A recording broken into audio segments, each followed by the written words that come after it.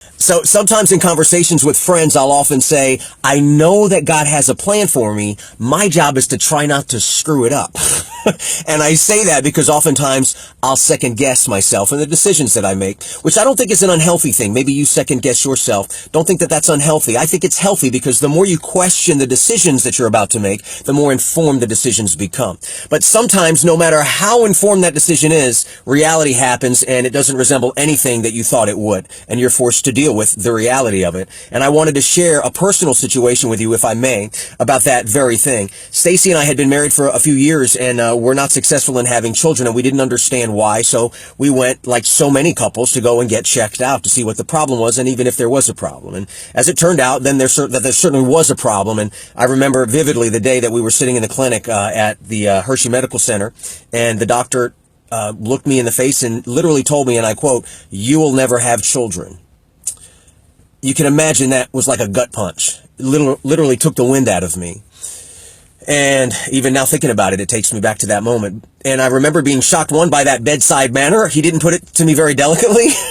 But I remember standing up and saying this: I may not have children the way you think I'll have children, but we will have children. And I am totally honest with you when I tell you that I have no idea why I said that. But it was my first gut reaction. I grabbed Stacy's hand. She was sitting next to me, and we both walked out, thanked him, and walked out. It was a long ride home from Hershey.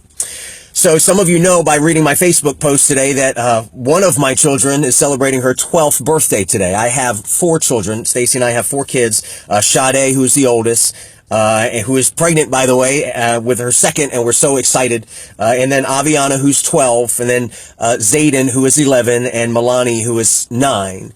So again, the doctor told me I would never have children. I have children. Not the way he thought I would. Wasn't even the way I thought I would. But the reality was the reality. And the reality remains that I've never been happier in my life, and I wouldn't trade my life for the world. So sometimes you can work really hard at something. You could believe so fervently in something, in trying to achieve something, or have this idea of something that you're working toward, and you don't get it the way that you thought you would get it. And so then you have a choice to be closed-minded about what is there to enjoy, what is there to enrich your life and the lives of others, versus the raw deal that you were dealt and how unfair it was.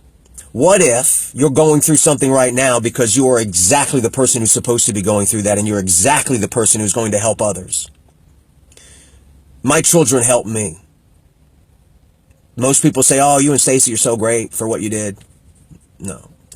I wish you could taste one iota of the joy that we get in hearing our children call us mommy and daddy.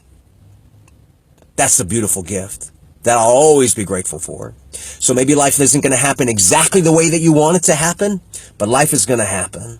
And you'll find the joys and the triumphs, and you'll also find the lows. But just don't get so lost in the lows because they weren't what you thought they were going to be. Create something positive from it.